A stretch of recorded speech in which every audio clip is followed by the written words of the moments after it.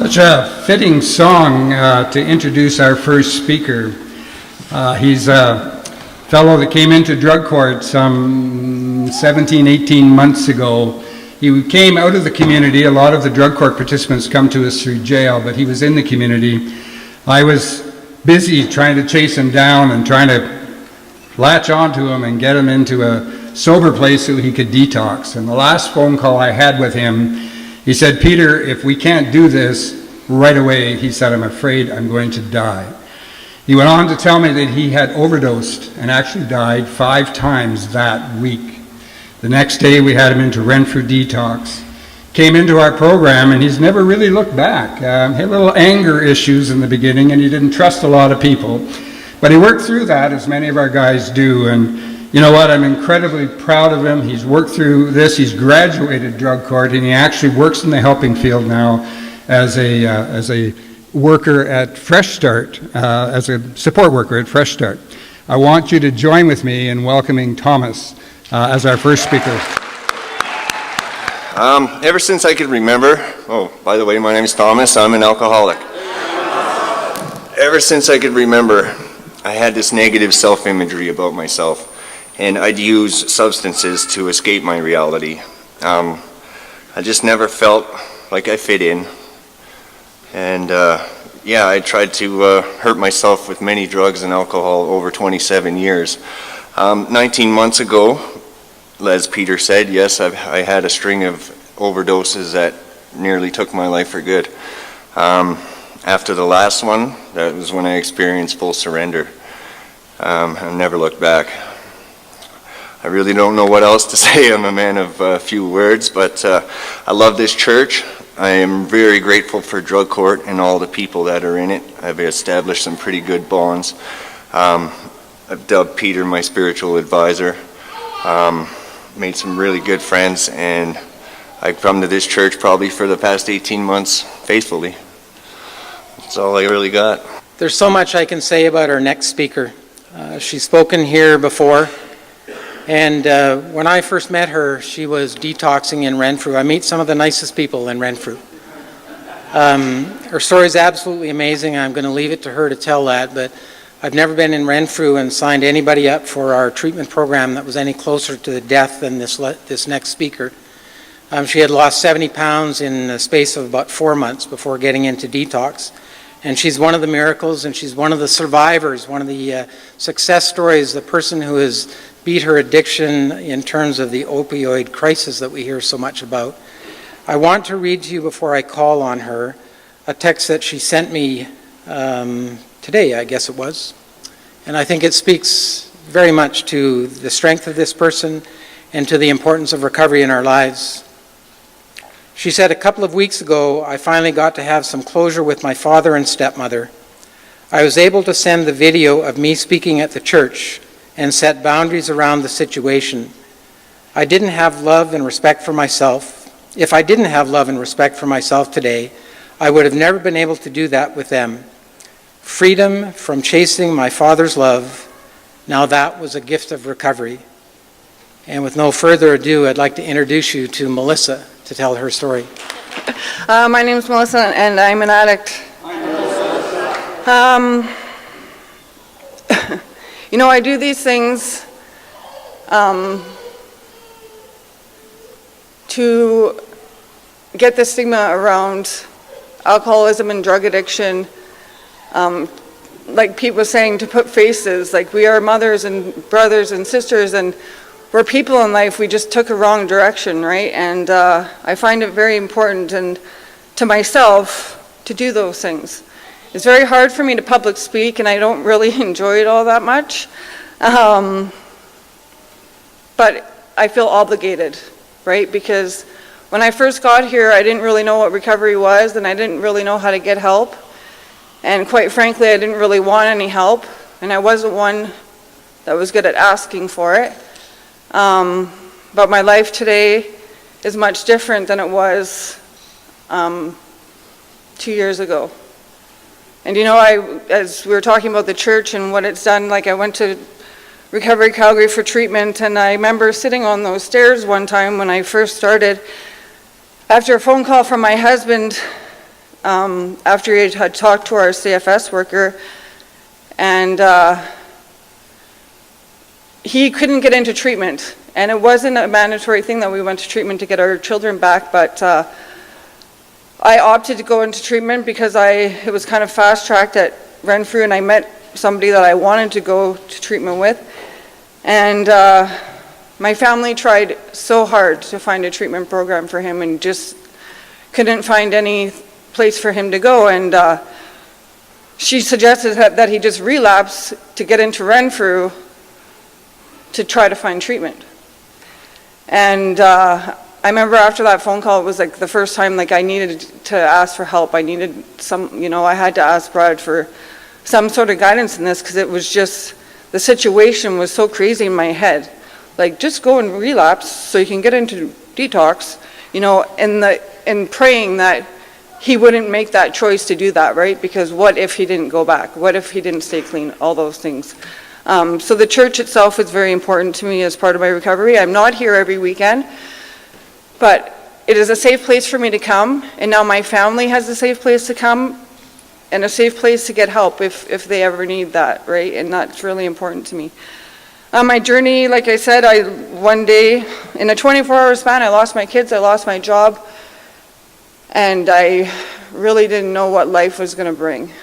And I was really angry and really confused, and like I said, I didn't really know what to do, and I didn't really know how to get help, and I was really sick. Like, I don't know how much longer I probably would have survived if I kept on using, but at that point I just wanted to die. And like the last time I was here, I remember standing in the closet, like, just be the one that takes me out. Like, what is taking so long for this process? And it's sad today to watch so many people out there dying, right? Because they just can't find the means to get help. They don't want to, and it's sad. Like, I myself as well have many friends that are still out there and choose not to get help. And it's hard to wait for that phone call and hope that you don't get that phone call. My life today is very simple. I wake up, and I've said this in treatment the whole time I was there, with the fear of going back to detox, the fear of going back to that person. I wake up every morning, and when I hope that day never comes, that fear isn't there of going back there, because I don't want to. Today I have a freedom today to live a life. I can show up as a mother. I can show up as a wife. I can show up and do all those things. And above all else, like I said to Brad today, I can show up for myself.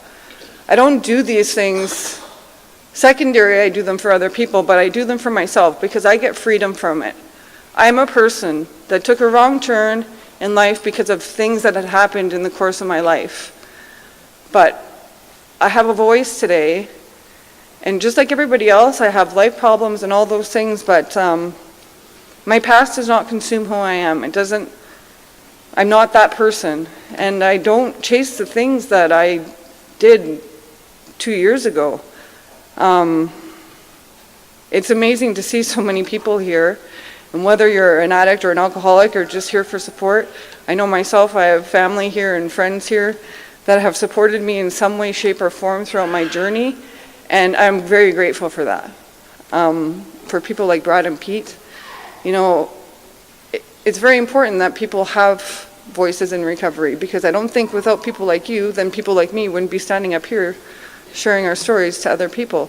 And that's very important. And it's important that my kids have an understanding that to not judge those, because I remember coming to treatment here the first time, and to me a drug addict was somebody that stood behind dumpsters injecting with needles and stuff, and today that is a very different story. And I don't judge. When I see one of those people, I wonder how they got there and if they'll ever get help. And with Recovery Church and things around and people that are willing to share that, then hopefully those people can find help. And the amount of gratitude, the past month, just before I celebrated 2 years, the profoundness and the freedom and the stuff that has happened. People used to always tell me, like, the feeling of like a full heart, like to be really happy, and I really never understood that. In the past month, it's been like, wow. Like I see people having babies, and like all of those things that like you wouldn't really notice before, but recovery, you have full awareness of what's going on around you, and it's such an amazing feeling, and to just watch the amazing stories that are going on, and it makes my heart full. I'm filled with joy, and I'm filled with love, and I'm filled with all those things that, I never ever thought and understood how to feel those things. And today, I feel those things, and I'm so grateful that all of you came here to celebrate with us, because we are miracles.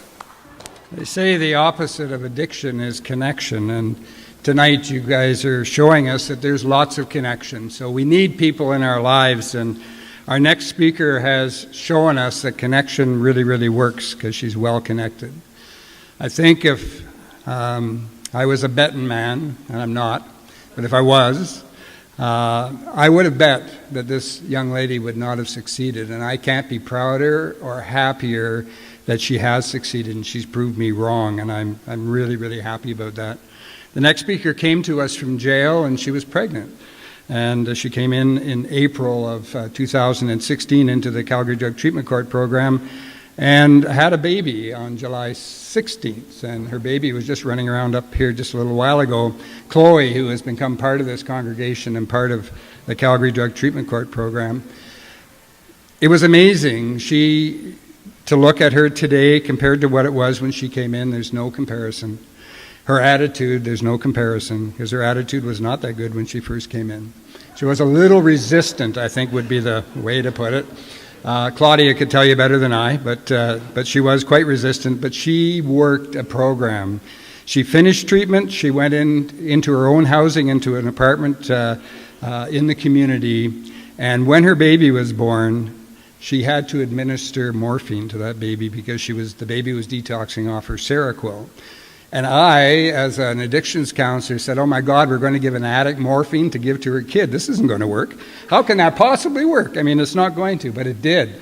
Nicole proved me wrong, and I am so happy she did. I couldn't be prouder of her or of anybody else. She works her program 24/7. She does everything everybody else has to do, and she's a 24/7 mother and is doing an awesome job of raising her baby. She and her baby are nothing short of a miracle. Nicole, would you come please and share your story? I'm Nicole, I'm an addict. Okay. I'm just short. And it's July 11th. She was born on July 11th. Just saying. All I can say is really that since I came from a good home, my parents were very well-off people, but ever since when I was 14, I started smoking pot, and that's when I knew that I had problems because I was always getting in trouble because of smoking weed. And I smoked weed all the way up until I was 29, and then I was introduced to opiates, and by then, within like a month of doing opiates, I became a full-blown junkie. And I spent my 30th birthday in jail. So my life since being 30 has been in and out of jail, and basically my life and career was to be a drug addict and a criminal, and clearly that hasn't paid off. So my last time in jail, I was like, okay, well, this is it, because otherwise, like, if I don't do something with my life, well, also because my lawyer told me that, Nicole, you're not bailable. So I think it's time you change your life and you apply to the Calgary Drug Treatment Court. And at first, initially, my first thought was, okay, this is my get out of jail free card. So let's just work with this here. And when they first came to see me in remand, I was definitely like, whoa, these people are intimidating. The questions that they ask, I was like, this is definitely scary. And then I got accepted into the Calgary Drug Treatment Court. I signed my papers on April 28th, and by that point, I went into remand, and I was literally a size 0. And when I got out of remand on May 4th, right straight from door to door from Aventa,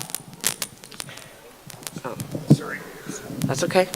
When I went door to door to right from remand to Aventa, It was definitely, it felt like the longest car ride of my life, but also because my case manager wasn't very intimidating, and I thought, oh God, I can't screw this up, because remand I'll be going back to. And I finished treatment. I did it, and I finished treatment. I'm the first participant to ever have a baby in the Calgary Drug Treatment Court. I graduated treatment on June 15th, and instead I signed my lease for my apartment that day. And I'm very grateful for Aventa, because instead of going into an empty apartment to sleep on an air mattress where I wouldn't have been able to get up from, they allowed me to do an extra 3 weeks of treatment. And basically, I was grateful for that, because for as much as I put into my addiction, what's an extra 3 weeks of treatment going to do? So I stayed an extra 3 weeks, and then I transitioned. It was like the beginning of July, and I went to my last prenatal appointment. They told me that they were going to induce me, and so I was in labor for like more than 24 hours. And then when my baby came out, they basically told me that she was withdrawing from Seroquel, because I'd been on Seroquel my whole entire pregnancy, and she had to stay in the NICU. She was born in Foothills. She had to stay in the NICU for a day, and then they transferred her to Rocky View, and they administered morphine.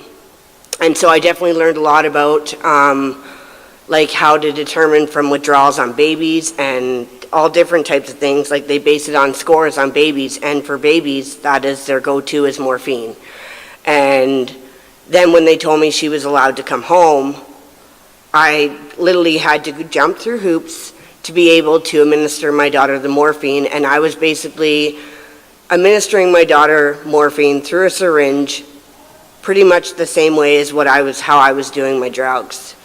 And in order for me to be able to do that, I had to have it delivered every 3 days, and I would only have enough for those 3 days, and I had to administer it to her at 8 a.m., at noon, at 4 p.m., at 8 p.m., midnight, 4 a.m., and it persists like that. Her last dose was August 28th, and now my daughter is 15 months, and she is a handful. She is definitely my child, that's for sure.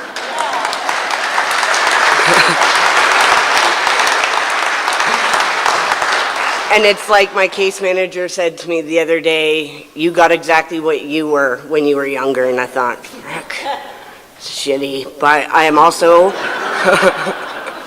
that's karma. And to be honest, I got a sponsor right before I was just after I had finished treatment. And she's still been my sponsor. And I have 2 sponsees of my own, which are both here. And I work my program. I go to meetings constantly, and I try to do the next right thing, and I always try to be better than I was the day before, because I want to set that example for my daughter, because I'm not a firm believer in God, but I do believe I've had God shots. But that's where karma comes back into play, because I'm a firm believer in karma, and my daughter is karma for me for when I'm older. And actually, on her first birthday was July 11th, she's never met her dad. He was incarcerated. We were both incarcerated. But on July 15th, he overdosed and died. And I had no idea that he had even been a heroin addict. I had no idea. And he also has another son that looks identical to my little girl. And I was fortunate enough, and I'll be forever grateful to that guy, because he was he saved my life. And he gave me that little girl, and I would not be where I am today if it wasn't for her, because in all reality, sometimes having kids doesn't make you stay sober. And she is what I want to stay sober for, because she needs me, and that's the only thing that matters to me. But my recovery comes first, and I have to be a sober mom, so if my recovery doesn't come first, then how can I be that way for her? And so I'm just grateful to be able to come to this church every day. Well, every Sunday, but I do actually come here for new meetings almost every day. Well, Monday, Wednesday, and Friday. And I'm very grateful for the people in those meetings, and I'm very grateful for all of you guys, and that's all I got. So our next speaker came to us via the Recovery Calgary website, and he came and took treatment here for 6 weeks, and he has an amazing story. The most amazing thing about him is he showed up every day, he did incredible homework, he continues to come and take one-on-one counseling all the time. Since getting sober, he's managed to get himself engaged. He's a father, a fiance, a businessman, a sponsor, and a miracle in recovery. I'd like to introduce you to Wayne. Hi, my name's Wayne and I'm an alcoholic. Yeah, it has been a whirlwind journey for me. When I started, actually I probably took my first drink when I was about 9. And I started drinking when I was 14 years old. And it just progressed ever since then. When I was in my late teens, early 20s, I was getting into drugs. And I still kept things on the fairly straight and narrow as far as my life is going, but you know, there's always underlying issues with me. I always didn't feel like I fit in. I always needed to drink to do anything. It was my first thing that I thought of when I did anything, like going to sporting events, family events, things like that. It was always planning around it and planning the drinking, and there's so much effort put into it. It was just, but at the time it didn't really seem like it. And, you know, it seemed like it worked for me until it didn't. One of the things, you know, I've lost a lot of things, but the biggest thing that is the most important loss for me was the loss of trust of people, and the loss of friendships and family and things like that. But, you know, the material things, whatever, those can be replaced. But the loss of trust is by far the worst. My drinking continued problematically for 30 years. I was a daily drinker. I binged at times, and I wore my badge of alcoholism proudly. And looking back on that, that's shameful. And things never really turned around for me. I tried. I looked at people and I was like, I looked at like what we called normies. It's like, how can anyone not drink? It's like, I couldn't understand that. How could they be happy without having alcohol? How could they be happy without having drugs and that escape and wanting to be not in my own skin? Because I was very uncomfortable with that. I was uncomfortable with who I was. I lied to myself. I lied to others. And it didn't really turn around for me until I came to the recovery program here at this church. I had tried other things. I'd gone to psychologist, psychiatrist, and other day programs. I'd gone to Landers. I've been cold turkey. You name it, I tried it. And I really, really wanted to get clean, and I just couldn't until I came here. And one of the reasons is because of what Brad's great work does. He, having been there himself, has a very great understanding of what I was going through, and the compassion and the patience and the way he treated the 12 steps and related it to me made me understand. I've been through the program before, 4 or 5 years ago. I didn't get a sponsor. I didn't work my program. I was a wallflower in meetings. I didn't participate. I looked for the differences in people. I thought to myself, I'm not as bad as that person, or I'm not as bad as that person. It's like, that is a completely wrong attitude. Now I look for the similarities. I look for the similarities in people that I meet and in the rooms and things like that, and how we can help each other. And I listened. I just listened to other people, and I wanted what they wanted, because I remember where my home group is now. When I walked in there for the first time, I looked at them, people are laughing and having fun and smiling and telling jokes, and it's like, I honestly thought they were full of it. I was like, how could they be this happy? And I wanted that. And through the program here that I attended, helped me get that happiness that I now have achieved. Another thing that really bothered me was the obsession of drinking as well too. When I wasn't drinking, I was thinking of drinking.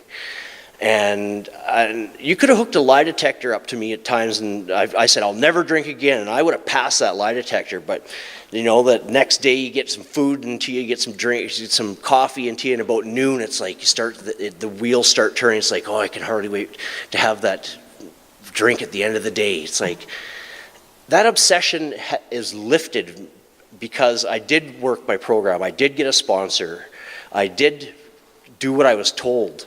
And the one person that really led me down that path was Brad. And I am so thankful that I had made it to meet him and to work this program. And I have a great life now. I'm very happy. I'm genuinely happy instead of full of liquid courage and then anger and then guilt and then remorse. I don't deal with that anymore. I get up in the morning and I feel good. I've learned prayer and meditation, and those things work for me. For me, praying is talking to your higher power, and meditating is listening. And I get answers. I don't look for the answers. They just come. And the turnaround has been unbelievable. I am forever grateful, and I actually have moments of serenity in my life. It's not consistent, it's not always, but those moments are priceless. Thank you. I met our next speaker, guess where? In detox at Renfrew. And she came and took treatment here at Central. And after the first 6 weeks, she decided that she wasn't ready to leave. And so she asked if she could stay for a second 6-week stint, and I agreed. After that 6 weeks was up, she showed up again the next morning, and I looked at her and said, "You're not leaving, are you?" And she said, "No." And so I decided to hire her. And that's been a great decision. Shannon has stayed with me since she first came into the program almost 2 years ago. And she has gone on to be just one module away from receiving her certificate in addiction studies. She intends to continue on to get certified as a Canadian Certified Addiction Counselor. And she helps me day in and day out in the treatment room. She works here at Central as well. And not only is she a miracle, but today she brings with her her husband, who is also a miracle in recovery, Carrie, who most of you know, and their baby, Gracie, who is just 2 weeks old, who is truly a miracle in recovery and one of God's miracles. So let's welcome Shannon and Gracie. Hi everybody, my name's Shannon and I am an addict. So I've struggled with my addiction for 25 to 27 years. My first drink was given to me at the age of 9 by my stepdad. I grew up in a very dysfunctional family. At the age of 4 years old, I was sexually abused by my stepdad. That abuse went on for a period of 9 years. I grew up watching my mom physically abused and severely depressed, and an alcoholic. She would eventually end up taking her own life. My environment set me up to addiction and deep negative core beliefs about myself. I grew up thinking that something was wrong with me and I didn't belong anywhere. My addiction took me to some really dark places. I have been in over 10 treatment centers. I have spent time in and out of jail. I have 2 children that are no longer with me. I've spent time on the streets and have done things that no woman should ever have to do. I truly thought something was wrong with me, and I was unlovable, and I didn't belong anywhere. I was alone. In my addiction, I have lied, cheated, stolen, and became a master manipulator to feed my addiction, and did whatever it took to feed that. My life was empty, and I had no purpose or direction. I wanted to die, and I did whatever I could to try and make that happen. My life started to turn around in December 2016. I met Brad O'Neill at Renfrew detox recovery center and was given the opportunity to start treatment. And I would eventually walk through the doors of these church. I didn't know what would be different this time, as I've tried so many different things. My pattern was everything that I ever tried to do, I would fail at, including being a mother, a decent human being, a daughter. Through coming through these doors of these church, my life has changed. I was scared, I was full of fear, and I didn't know what would be different. I showed up at Recovery Calgary Treatment Center and was given hope, a deeper hope that I've never felt before. I didn't feel judged. I kept showing up and I kept trusting.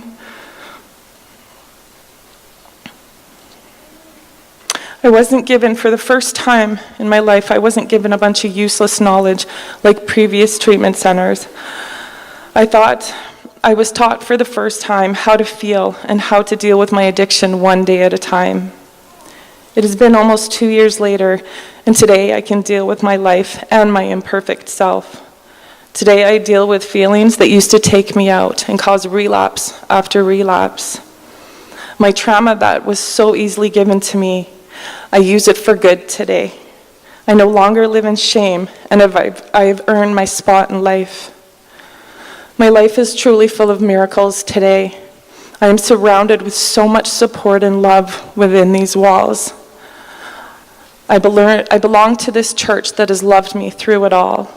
I work for Recovery Calgary with passion and true care, and I never take a day for granted.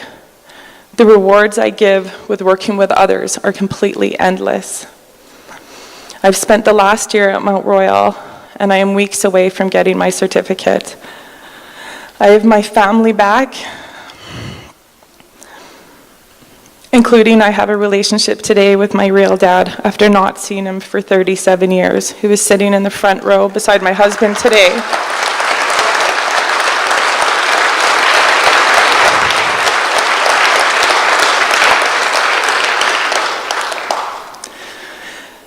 I have a 23-year-old daughter who spent 6 years telling me that I was just a complete failure and that nothing would ever change. And you know what? For 10 years of her life, I proved that to be true. And today, I talk to her every day. We exchange laughs, and we have a relationship. I am truly blessed and honored, and this is something close to my heart, to have a very own family of my own. My husband, Carrie, who is my best friend and my partner, who helps me through not only my good days, but my daily struggles. And it's an absolute honor and blessed to have a healthy little girl and a miracle of recovery. Today I would like to offer hope, as when I walked through these doors, I didn't have any, I had nothing.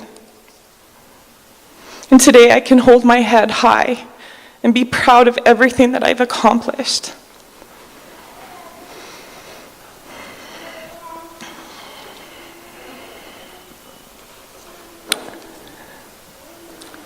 And it's not only a promise that I promise myself or promise other people, it's something that I work every single day inside. And I will never take for granted the gifts that have been given to me in my recovery. And it's an absolute honor to stand up here today. Thank you. Our next speaker is another Calgary Drug Treatment Court participant, one that's about to graduate in the middle of November. He came to us some 19 months ago from jail, and as you might expect, was a bit resistant and a bit resistant. I'll just leave it at that.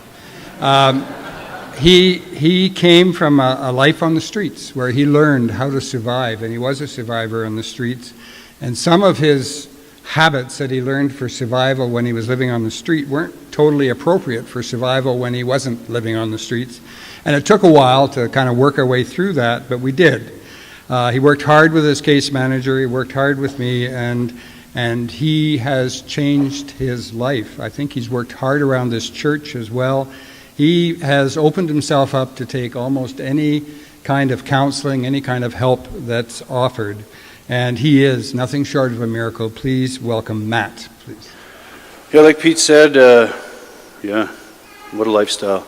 I was sitting in Calgary remand, and I got, my lawyer told me that there was no way I was getting out unless I applied for the Calgary Drug Treatment Court.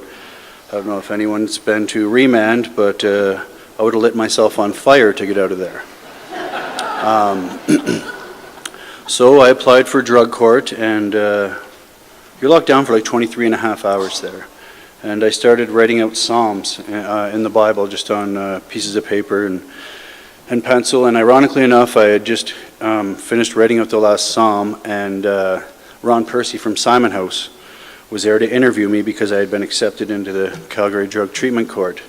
And Carrie actually talks to me about these God shots. And I think that was my first God shot.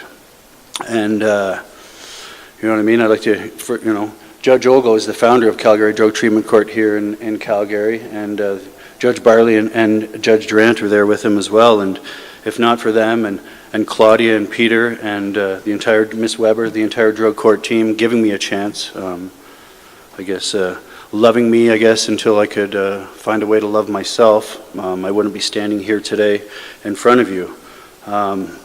Like I joke in step 3 in the book of Alcoholics Anonymous is made a decision to turn your will and your life over to the care of God as you understand Him. I replaced God with Calgary Drug Treatment Court. Because if not for, well, especially Claudia really, because it seems like each time I take my will back, I get non-compliant. And yeah, and it's hard to, it's easy to admit that now, but at the time I was defiant and didn't want to. Another prominent person here in my recovery is my sponsor, Jim Wells.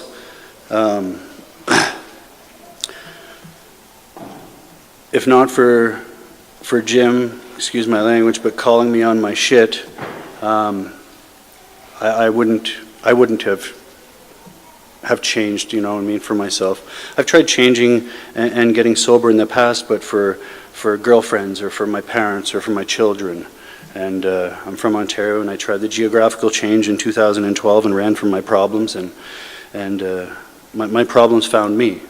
You know what I mean? I'm an intravenous drug user, and it seems like, I just had junkie written across my forehead, and it found me in my time of despair, my time of feeling worthless. It was my go-to to not feel. And since being a part of this church, like volunteering last Christmas with Shannon here at the church, Stampede breakfast, flipping pancakes in the hot sun all day. It's I don't know. It's just those feel-good things that help keep me on the right path.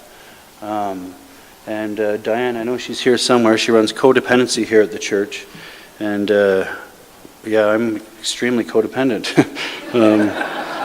I'm dependent on coming to codependency every Sunday.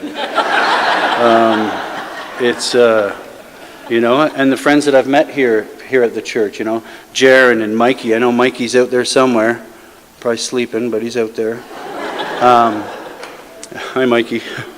And just the fellowship here at the church, and I was raised with not much love in my family. It was money that bought love, gifts and presents, and get rewarded by being given things. And since being here at Central United and in Calgary Drug Treatment Court, I can honestly, sincerely say that they are my family. And I appreciate every single one of you, and thank you for listening.